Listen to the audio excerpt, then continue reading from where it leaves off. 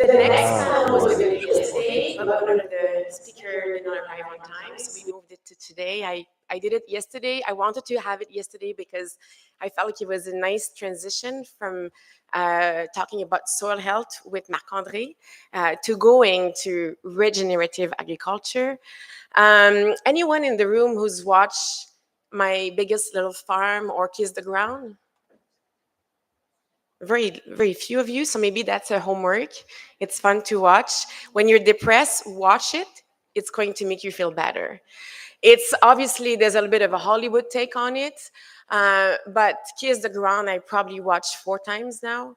It talks about agriculture in general, but the power that agriculture has in changing things over when it comes to climate change and carbon sequestration. It talks about desertification. It talks about how the organic matter in the soil is disappearing.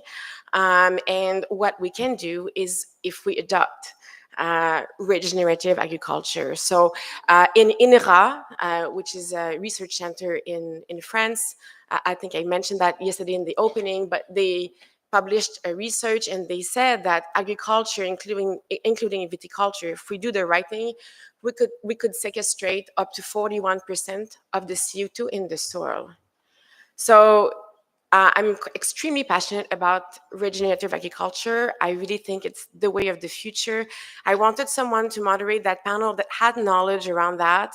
John Szabo, Master Sommelier, has read a lot about the topic. It's a topic that he's very passionate about. He also started his own little project in Ontario. I think he's faced with challenge also, so I think he understands the ups and downs of moving towards that kind of practice. So I would like to welcome John Szabo to introduce his panel on regenerative agriculture.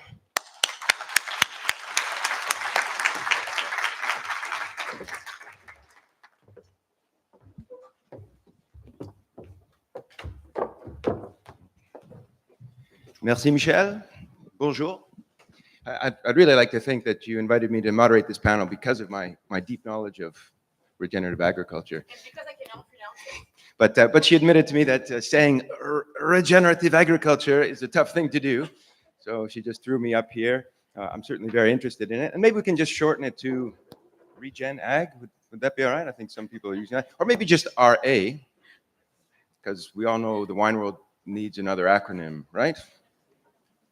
So, I mean, in my capacity as a wine writer and a journalist, I have to say my definition of fine wine has changed a lot over my career, 20, 25 years or so. It used to be that it was good enough to be a fine wine if you were delicious, representative of a place, maybe some capacity to improve with age.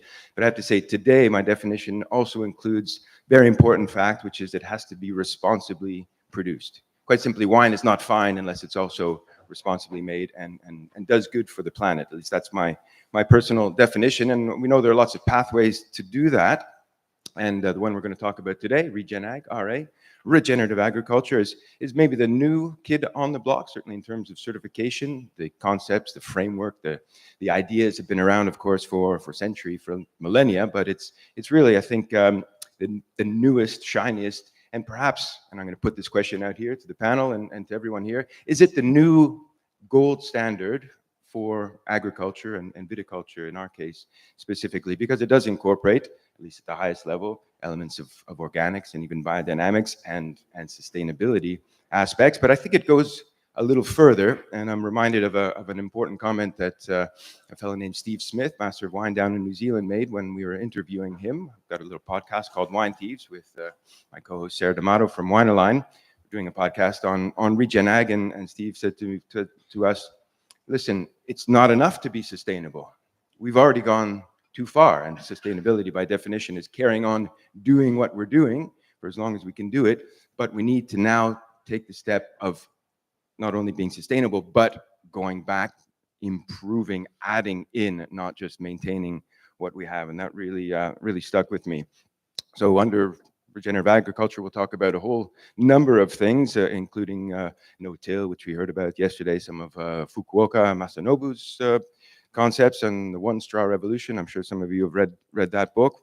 touch on agroforestry. We'll touch on, of course, biodiversity, which everyone is talking about now, animal husbandry, carbon sequestration, et cetera, all to build resilience, ultimately, in the face of climate change. Topic du jour here, presumably make better wine. And I think this is something critical that we all need to look at if you can't go higher up in the mountains or further out to the coast or replant the varieties that you've had in your region for centuries or even decades because they no longer match your climate.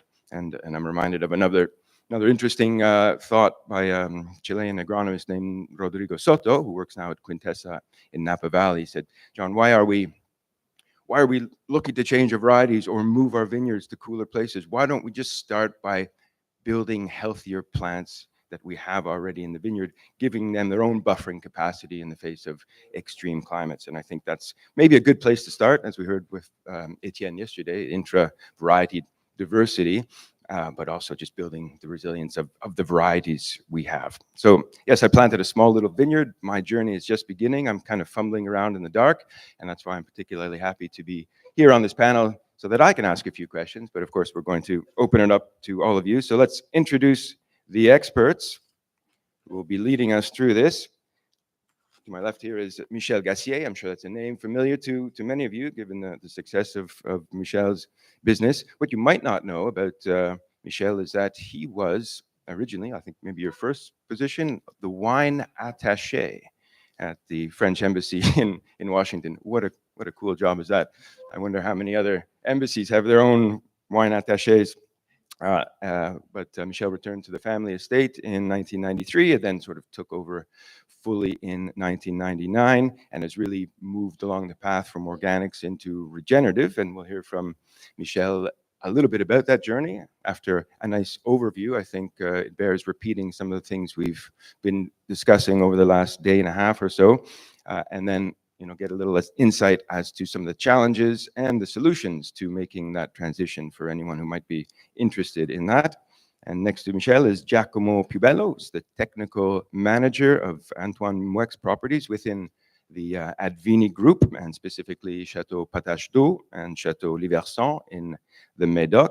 Giacomo was born in Soave, one of my favorite white Italian wine regions. He studied agricultural engineering and then specialized in wine growing and enology in Bordeaux before beginning his career in 2019 at Advini, now managing sustainable development. And Giacomo is going to share a little bit about Advini's latest research on sequestering carbon, the importance of plant material. Maybe we'll touch a little bit on agroforestry, although I know there's another session on that coming up, so we won't steal anyone's thunder. And then lastly, we're delighted to have Joseph Brinkley, who almost didn't make it yesterday, but managed to finally get a flight in and arrived yesterday afternoon. And Joseph is the Director of Regenerative and Organic Development at Bonterra Organic Estates. And Bonterra, for the record, those of you who don't know, is the largest winery in the United States to achieve the ROC certification, Regenerative Organic certification by the Regenerative Organic Alliance. And Joseph holds a degree in economics, and if you can believe it, began his career with the feds at the Federal Reserve. What a random thing. But then saw the light and moved on to greener pastures, I guess, or at least a different color green. Got into horticulture and embarked on his career in agriculture. He's worked at Gurgitch Hills, Spotswood, Roederer, California. Now, of course, at Bonterra. In 2023, he received the Sarah's Bicep Climate Smart Agricultural Groundbreaker Award. That is a mouthful of an award. Been recognized as Wine Business Monthly's Wine Industry Leader of the Year in 2021, and he's currently chair of the Organic Trade Association's Sustainability Council. So fair to say he's a pretty instrumental figure in advancing responsible business practices. And I say responsible because Joseph will tell us a little bit about the social aspects of RA and perhaps discuss a little bit about why pursuing a regenerative certification is perhaps more meaningful, more useful than just organic or even biodynamic or even sustainable.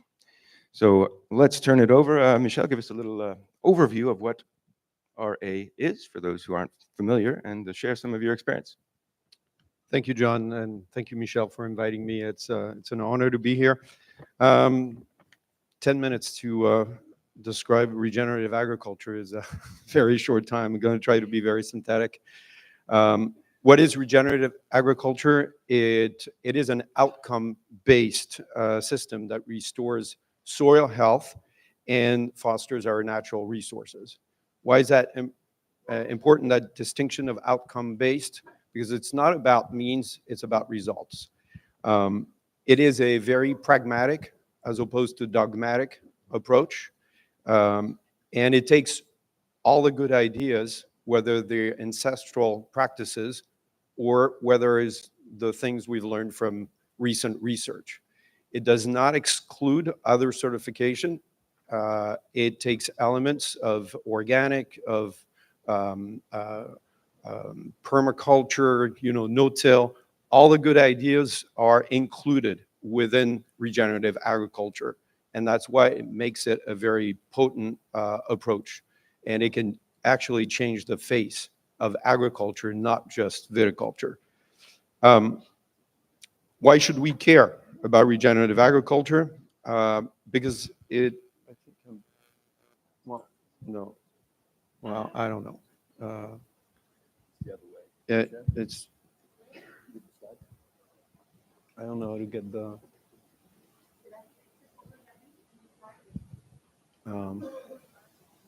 okay.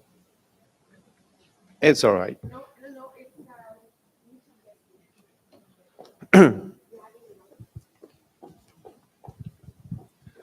Presentation spoiled. Yeah. So what should we care is because if adopted widely, when I say widely, it means by most farmers and most crops around the planet, it can actually have a significant impact on reducing the deterioration of our climate. If we think about what are the environmental challenges of tomorrow, reducing carbon in the atmosphere. Yeah, you can skip to the next one. Reducing carbon in the atmosphere as a primary source of global warming, improving water management, and nurturing the richness of our natural habitats. How do we address those challenges? It's basically, we work on three things: improving soil structure and health, increasing biodiversity, and enriching our ecosystem. It's a paradigm change for a farmer. I mean, a conventional farmer wakes up every morning thinking, what am I going to destroy today? What am I going to kill today that is harmful to my crop? A regenerative agriculture wakes up in the morning saying, what can I enhance that's going to benefit my crop? It's a completely different way of thinking about farming. It's the key axes, okay, are, I've narrowed them down to 5, first is increase soil carbon levels, reinforce the natural fertility of our soil through an increase of organic matter. Yesterday in the soil presentation, we heard how important that is, and we moved away from fertile soil into almost an inert substrate that we feed through mineral fertilizer, and basically we are deteriorating, we've been deteriorating the fertility of our planet, okay? And there is a way to reverse that trend, and regenerative agriculture is at the core of that solution. How do we do that? Composting, cover crops, no-till, with benefits that are obviously increased fertility, water retention. Some of these points were covered yesterday. And the side, and not the least benefit, is carbon sequestration, just so that there's a number that you can put your arms around. In France, viticultural soils in the past 30 years went from an average of about 2.5% of organic matter to a little above 1. So we've lost 1%. 1% of organic matter per hectare equals 80 tons of carbon in the atmosphere. I don't know if you know that, but there's more carbon in the soil than there is in the atmosphere. So the soil is a great way of solving that issue. Second thing is crop diversification. Monocropping is an ecological nonsense. And monocropping is a recent phenomenon that was developed with the era of mechanization and made it a lot more efficient for people to tend their fields. However, it creates ecological deserts. So one of the solutions is, a diversity of crops. When I say diversity, it's not just crops, but it's also wooded areas, hedges, flowering prairies, insectaries, to create diversity in plants, which creates diversity in insects, which creates diversity in animals. Reduce external inputs, and that is something that is especially interesting in our wine industry. The concept is not feed the plant, it's feed the soil that feeds the plant. So cover cropping is key. Yesterday we've learned about the symbiotic relationship between fungi and active roots. It is very important to keep your soil covered as long as possible. And that will have an impact not only in the fertility, not only in the water management, but it will have an impact on the quality of your food as well. The quality of the wine, the quality of the fruits, the vegetables, the cereal that you grow on soils that are managed that way is way higher. Integrate animals on our lands. I know that cows, for instance, have bad press lately, but integrating animals is part of good agricultural practices. So I would classify in two kinds: the grazing animals, whether they're sheep, cows, horses. They do quote unquote free weed control, and their dejections are enriching the soil in microbiological activity. And the second part is including and promoting insectaries, promoting the presence of birds, bats, in order to maintain those ecosystems. I'll give you an example of insects. Basically on any given vineyard, you can probably find 100 different kinds of insects. Out of 100, you may basically have like 3 families that can be harmful to your crop. So in conventional agriculture, you focus on those 3 and you try to destroy them. In regenerative agriculture, you try to have as many insects as possible because 97% of them won't hurt your crop. So you're putting flowering plants, aromatic plants, you're increasing the population of insects, you're crowding the space for those that are harmful to your vineyard, but because you're creating food, you're attracting predators.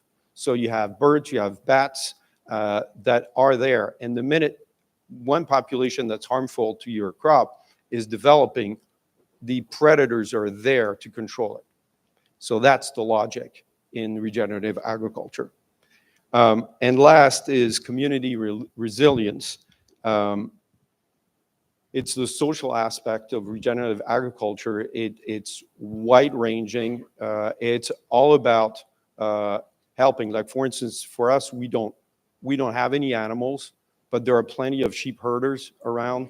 There are beekeepers, and we have win-win arrangements with them where they can place their animals or their bees in our vineyards. It's all about taking care of your workers, and it's all about helping each other. So I think that the power of regenerative agriculture is not just for agriculture.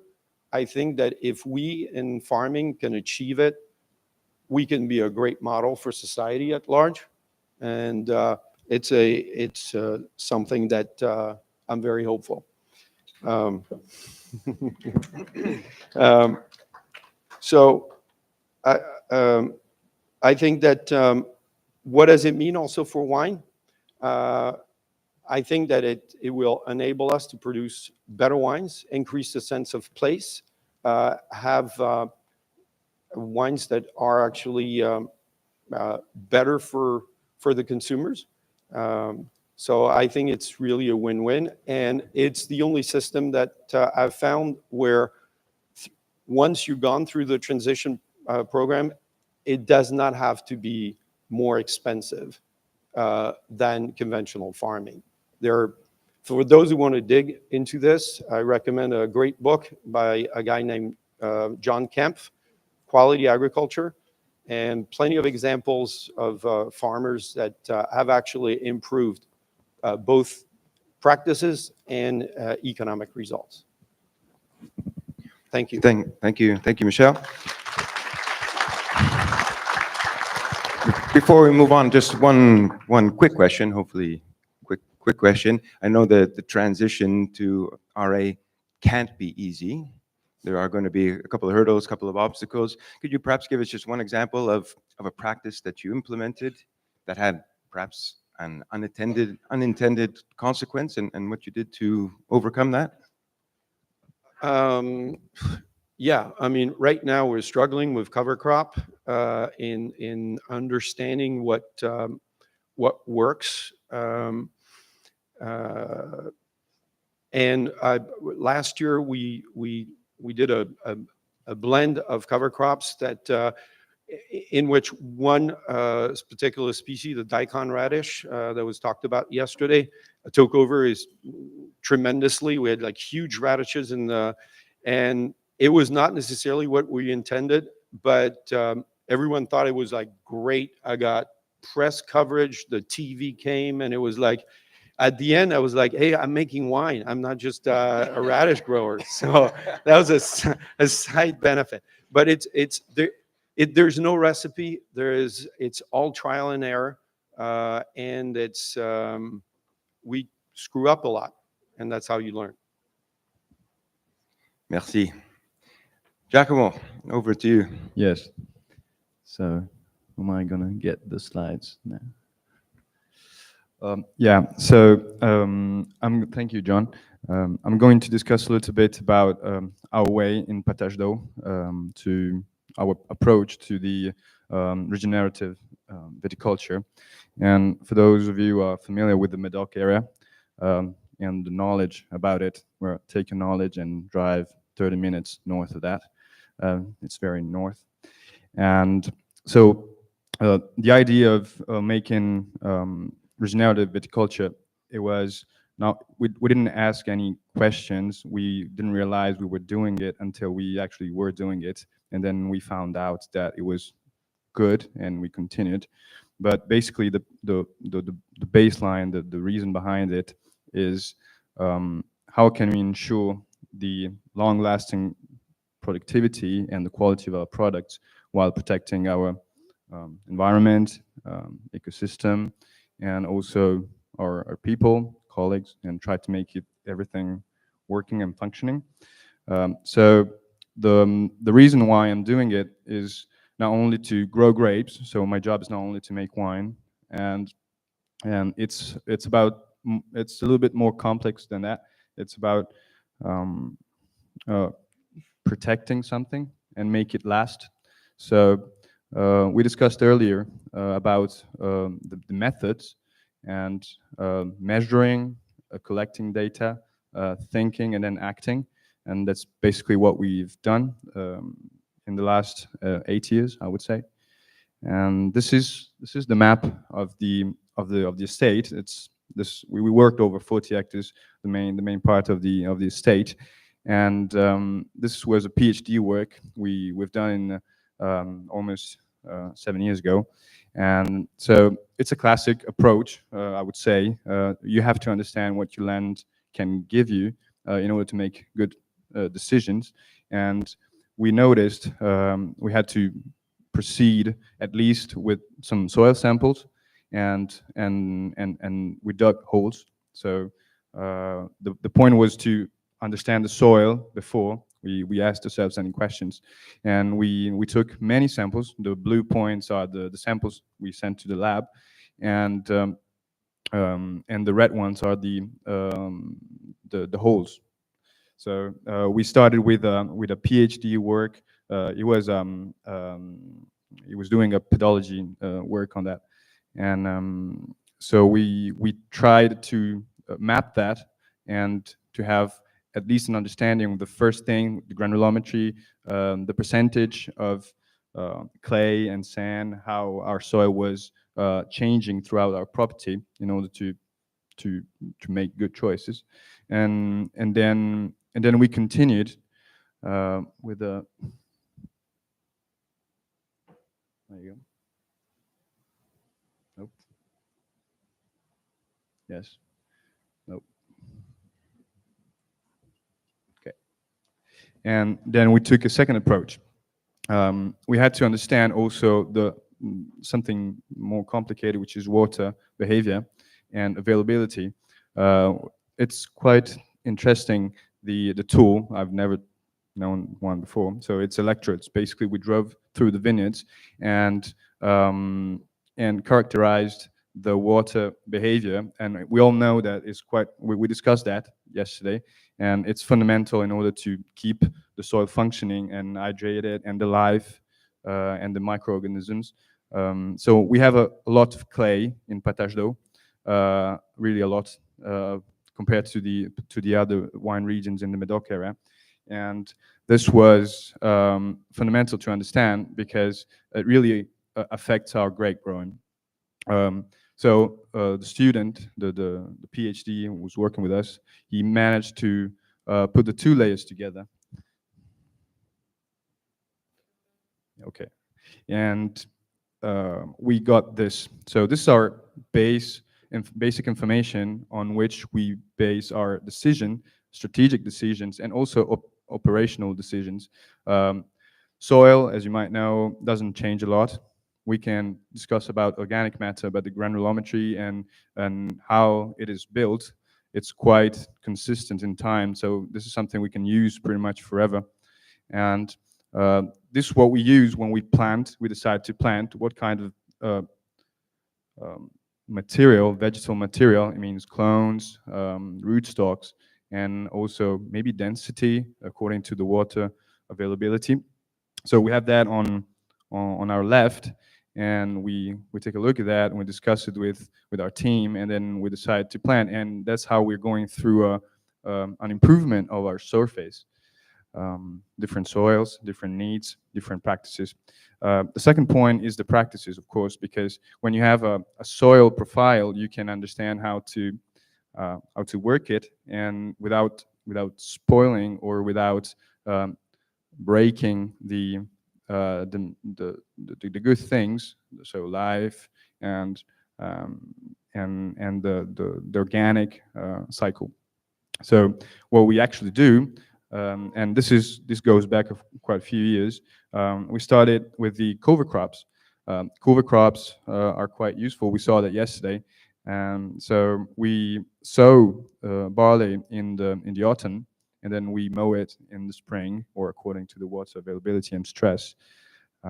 We do a good mulch, and then we just leave it. So it increases humidity. We don't have to work the soil, which is excellent, because we cause less fraction, and we save also fuel.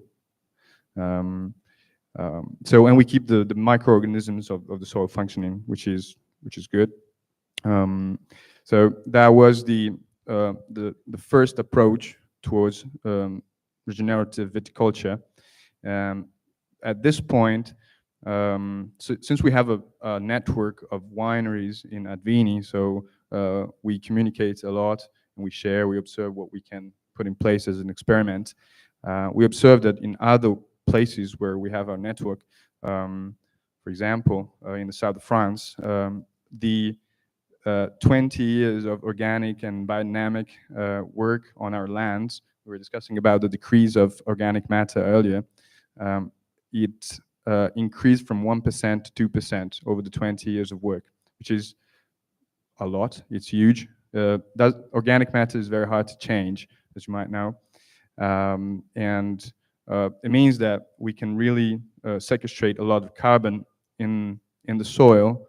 Soil is a carbon sink, and once we acknowledge that, we can make progresses and also adapt our practices in order to to satisfy our needs, which is making a good product, making everybody happy, because when you achieve the vintage, everybody's cheering, and also preserve our natural environment where we work. And that is pretty much the track we're on, what we're working on. And also, we are trying to forecast, to predict. Prediction is what everybody wants, because it allows us to make better decisions, and also to save money, of course. Come on. Nope. Can I? So there was the full slide. Well, I'll go on. So we decided in 2021 to plant this this block. It's a tiny block. It's a test, and it's an experiment. And we tried to so since the vineyard is there for 40 years, it's not easy to understand how it's going to evolve. We planted different rootstocks and different clones adapted to the Médoc area and the Bordeaux region. It was Merlot, Cabernet Sauvignon, Cabernet Franc, Verdot, and almost 26 clones and 11 rootstocks mixed together. I have no idea where they are. So we've thrown them there. And the point is, we're trying to understand. We were discussing about variability and in the vegetal material yesterday, and how they're going to react. So this is the third year we harvest them this year, the first time, and they made excellent quality. They went to the good tanks, I would say. And the point is that the issue is not really the shocks, the heavy rains, the heavy droughts. It's the variability. So that fluctuation in temperatures and events, it's very hard to tackle, and that's maybe an instrument to try to understand how it's gonna react, nature and also the plants. It's gonna react, and so it's gonna stay there for at least, I would say, 30 years, and we're gonna build a method in order to follow it and try to build a scheme out of that. So that's our prediction tool. Prediction is okay, but we all have to deal with nature, and that's, I think, the beauty of the profession. So sometimes nature is just playing dice. Mildew loves Bordeaux, as you might know. So sometimes it's just you can't handle it. It's just the way you take it, and you try to work your way out of it. It's really the beauty of the process, I would say. And the vintage effect is quite strong in Bordeaux, and sometimes you have very atypical vintages. It's a pity I didn't present it yesterday, because we had the tasting, and some of you might have tasted. But 2017 was one of those vintages, quite peculiar, demanding, I would say, and different. So if you really want to get aware of what it means to, in Bordeaux at least, if you have some time, I'll be glad to introduce the vertical tasting later, and I'll be glad to receive you and explain it to you a little bit.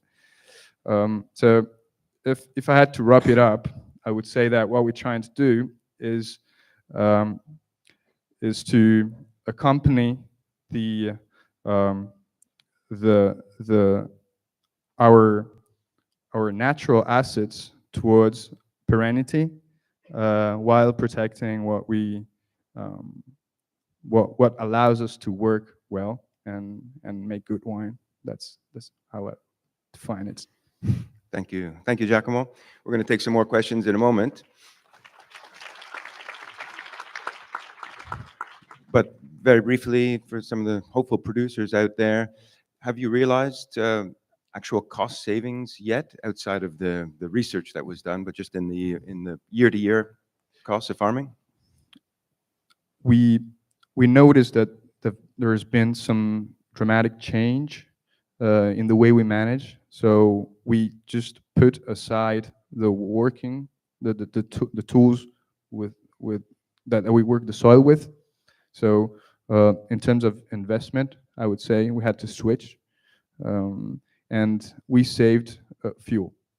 Um, Mowing is less expensive than working, I would say. So in that way, yes, we saved money strategically, because when you make better choices, you have better returns, in terms of what you plant, what you the reaction of the plant when it gets to production.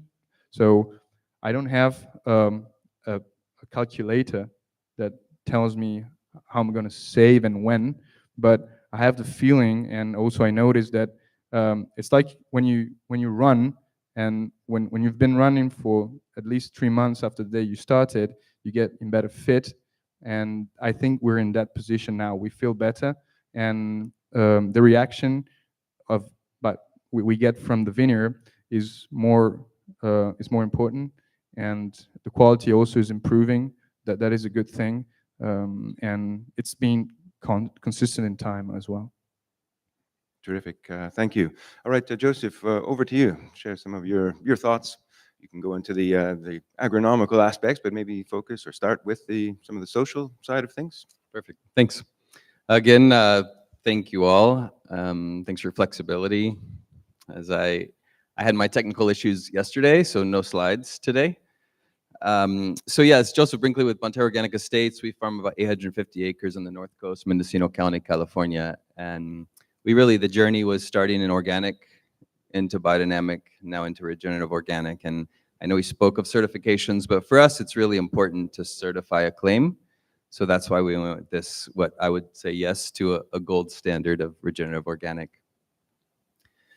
It's important for us also to start with organic. We do not have the same climate that you deal with, so it's less of a challenge, I would say. So it's certainly doable for us there in the North Coast. We see this as really the next movement, though. Organic, I used to say, was a list of the don't do. Biodynamic is the do. Anyone? No? All right. There's like cow manure and stuff. Sorry.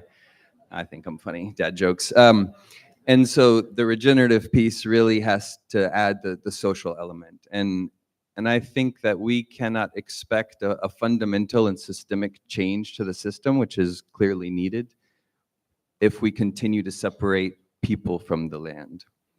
We've done that for too many years. And so this framework really intrinsically ties people and the work we do. So the certification requires that there's a social audit as well. So this is inclusive of how you treat your workers, your people,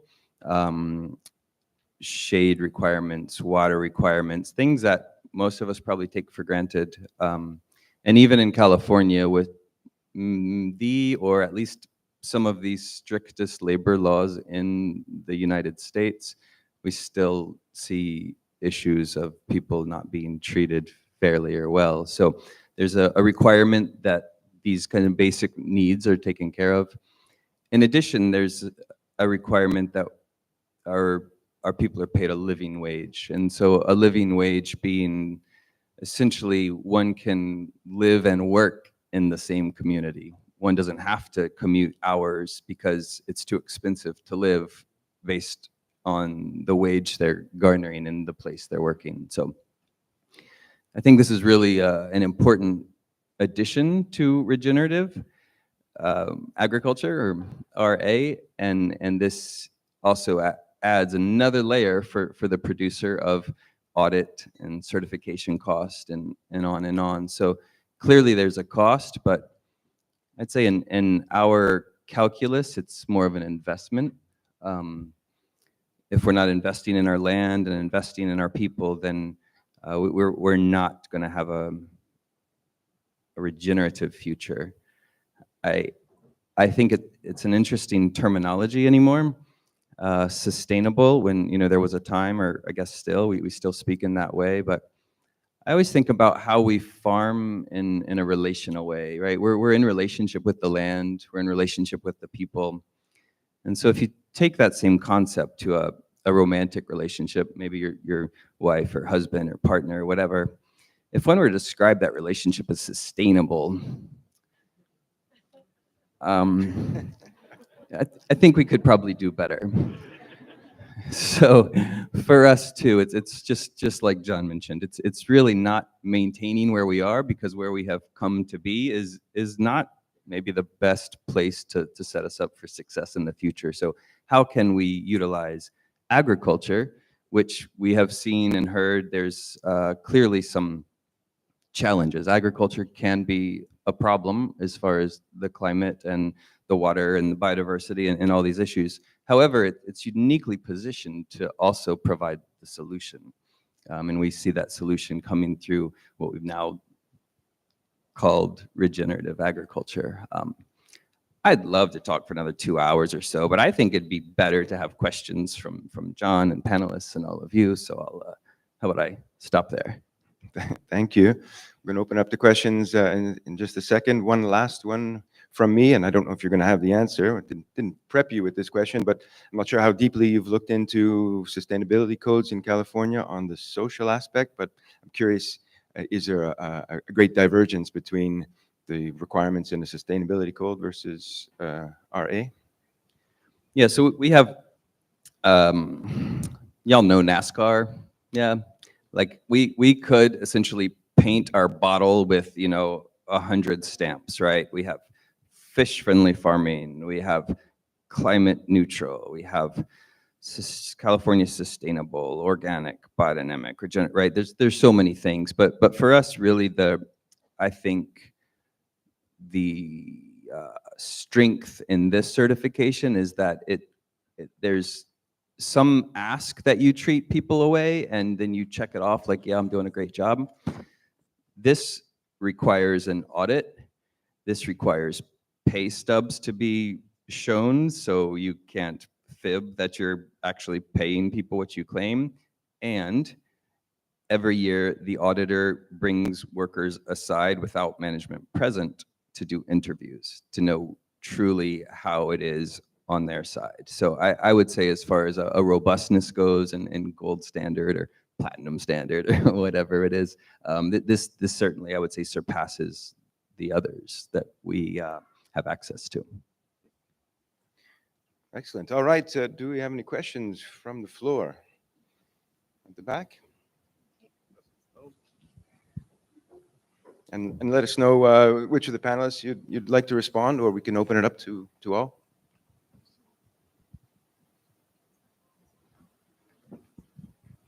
Hey guys, look, super panel, thank you very much. I think I mentioned it yesterday, but I think this is one of the most exciting movements going on in the wine community at the moment.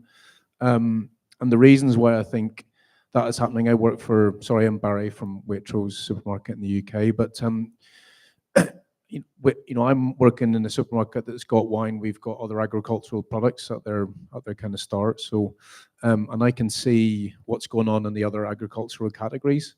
And when you've got larger FMCG companies like Unilever and Nestle getting involved in regen agriculture and can see the benefit. And I always kind of, describe it, if I was doing an elevator pitch to, your average wine consumer, and I was asked to explain in the time I was going to the third floor, organics or biodynamics, I would probably struggle because they're very process orientated. Whereas regen's outcome, so I reckon I could explain to a consumer in 3 floors to say, this is about making dead soils living and it sequesters carbon. As a sell on the output, I think it's really, really compelling. So I can see this being, have real cut through with our consumers. So I feel like there's quite a lot of commercial potential to be clear to the consumer and talk about the benefit. So I think it's really exciting from a commercial point of view. So I'd just love to know from the panel, probably Joseph mostly, are you feeling from your markets and your conversations that you're having that there is the same kind of excitement that I think myself and others are feeling? Yeah, thank you for that question. One of my favorite answers for every question is it depends. So I'm going with that. But a little bit more detail. So we launched Bonterra in 91-ish or something, right? And that, I guess, these days, it's terrible to say, maybe is the Just Organic brand. And then some of the biodynamic brands we launched into 2000s. And so this hits a different tier. So now we have a label with the regenerative organic stamp, and so that we feel like we can't make the claim without the certification behind it. And we've seen really incredible, just in the last 2 years, a Chardonnay and a Cabernet launch, and there's just like an appetite for it, depending on the geography and the demography of that market. So I would say for at least for the United States, the domestic market, you know, the coasts seem to be a little bit more, you can't use the W word anymore, but I guess hip is still okay to say, but more kind of in tuned with like the next trend or what's even good for the earth and the people and the planet. And so I think there's a great acceptance there.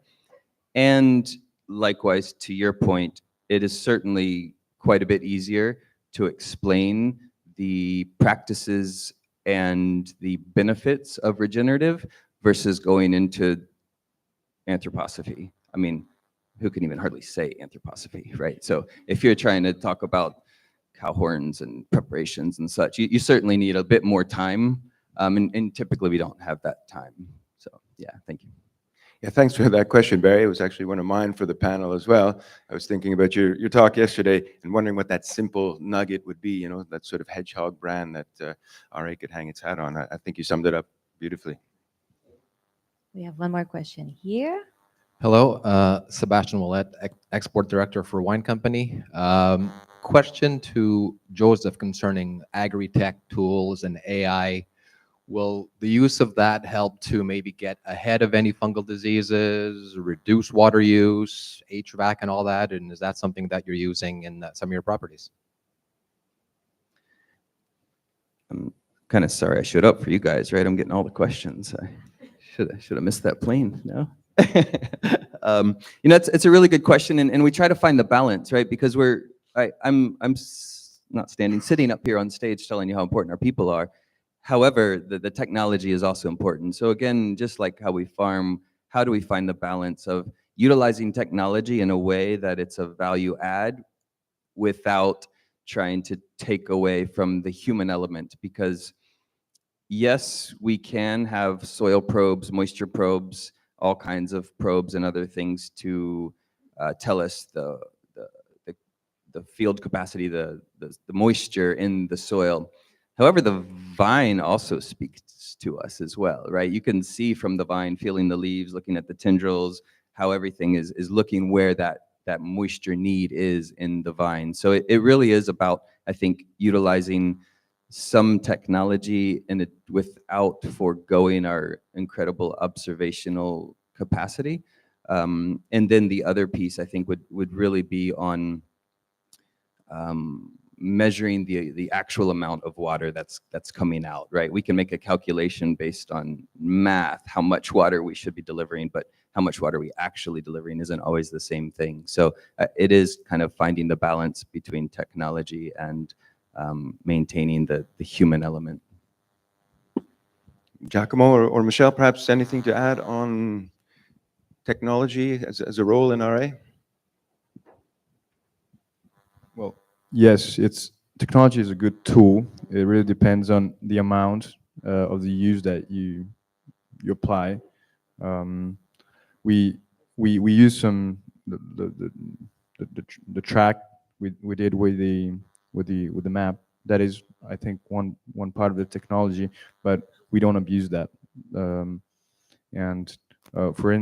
For the moment, we're just doing practices like we used to do, or just improving them, and maybe investing in viticulture tools and machines. That is a great help. I keep it simple, yeah. I think technology is a great tool, especially when you're changing your practices in tracking and being able to make sure that you're going in the right direction. So in that sense, it will have a positive impact on our capacity to track and make sure that we're on the right path. Jackie? Over here. Oh, J'ai une autre question juste de ce côté. Right. In the same light, with the focus on nature being what guides you and a connection with nature, is there when replanting vines, have you done any tests with being, and it's at large, working with the natural water flow? So planting on contour as opposed to just the straight alleys, still making it so that it's functional with technology and tractors and such, but still following the natural water flow on your land to preserve and retain as much water as possible. Thank you. Who would like to take that one? Looks like I'm going for it. I think it's an incredible question. We certainly looked at like keyline and some contour design. I would love to give you a better answer. However, a lot of our vineyards are pretty flat in kind of the bottomlands, the river bottom. We do have a couple of vineyards on the mountain. Our Butler estate is 750 acres. However, only 83 or so is planted. So it's really kind of selecting the more manageable site. When those vineyards were planted, and we have not replanted at this point, so they are, unfortunately, some of them kind of up and down the hill. The issue for us is the side slope is even more dangerous. So it's really kind of a safety concern and, frankly, a space issue. And so the approach then, because we're blessed with a climate such that we pretty much know when it's going to rain, within a season at least, right? It's not year-round rain in Northern California. So we take good care to have either living roots or, back in the old days, straw, something to really reduce the runoff and the erosion and such to that degree. And I'd only just add that some of us had a nice presentation by Etienne on Sunday and a tasting of fantastic Chenin Blanc. And he showed us an image of a vineyard in Swartland in South Africa that was keyline contoured, very innovative architecture of the vineyard. So I'd recommend you have a chat with him. He might be able to fill you in, but by all accounts, it's functioning beautifully well. Okay, we have one more question right here. Thank you. Jackie Blisson. This is a question open for anybody who wants to jump in. We were talking yesterday about how many certifications there are, how confusing it is to consumers. You touched on that as well. You also mentioned regenerative agriculture potentially going further. Barry said potentially easier for consumers to understand. But is there an argument for folding this into sustainable certifications, making it a robust part of a sustainability certification to streamline and make one more comprehensive sticker instead of having 20 stickers? Small question. That should be easy to. I'm ready. Respond to. This is why it's second day, I guess. So I think that's a fantastic question. I think there's so much complexity though. There's so many certifications. So which one bows out or which one does what? I would prefer to maybe shift a bit of the impetus on our wonderful writers and media. I really think that telling the story is how we are able to communicate the importance to the consumer and to the landscape. And storytelling is what I think connects us to what we do in a much more eloquent way than I can. And so I think really at some point, how do we educate and grow the consumer consciousness to understand who's doing what, and not that necessarily like one is better. I know that's implied with this gold standard, and I'd certainly promote what we do. But I do think there's multiple layers to plug in, and perhaps the more that we can get the stories into the world, and I do see some alignment. I think more and more people are coming to understand that it's a single topic is in these times not sufficient. Yeah, and I would add that it's probably hard because it's some certification are like a driver's license. Okay, you do this, you're certified. Regenerative agriculture is a path towards improvement, and you can be different ways along that path, and you're never there. It's a continuous improvement. So I think it's harder to merge it with the other concepts. Thank you very much. We're going to have one more question here. Thank you so much. Michaela Morris from Decanter Magazine. Thank you so much, Michel, for this particular session today, because it is something as well that I'm very interested. Like John, I'm looking at doing some regenerative work in my small vineyard in Vancouver as well. So for the small producers, perhaps, or producers who haven't actually started to even go down the road of organic or biodynamic, or even some of the sustainable certifications, and let's say they really believe in this, what advice can you give as to where to begin? I know, Giacomo, you had something to say maybe earlier, so maybe we could start with you, but if everyone could maybe just give a small piece of advice, I think that'd be great. Thanks.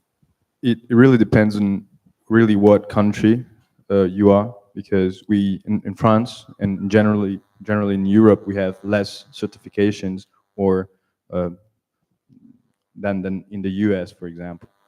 But the first step, I would say, inform yourself. Try to understand the behavior of the vineyard, and also to find some friends who shares that, colleagues.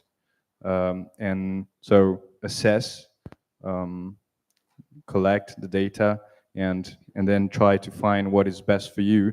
And there's gonna be something that fits you in terms of either certification or process.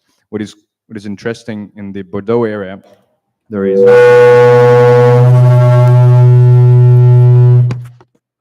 Is that time up? Oh. Okay. Well, can I just quickly finish? Yeah. Yeah. Yes. So the Bordeaux area, there's a thing called SME, environmental management system, and it's really substantial. You don't really see it, but it's a association where good practices are put in place and shared without really having a certification on the table. And you have meetings, you have common points on some subjects, and I think that is a good approach, because you don't have to put it on the bottle, but you can share it and talk about it, and also create some kind of institution that shares something. Yeah, I would add that to Giacomo's point, you know, you need a group, you need a collective, you need to be inspired.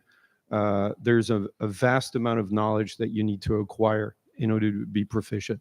You've got to learn about weeds, you got to learn about cover crop, you got to learn about insects, about their predators, about, you know, how they nest, and all these things. I mean, it is almost reinventing the job of being a farmer, and enriching it with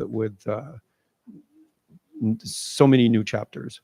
So yes, there's a lot of education and a lot of trials and error, but it's fascinating, and you need to believe. Thank you. Well, that really is time at this time. I'd like to thank the panelists, Michel, Giacomo, and Joseph, for sharing their knowledge, and for the audience questions. The discussion will continue, of course. This is not the end, just the beginning. And thank you very much to Michel for putting this fantastic conference together. Merci.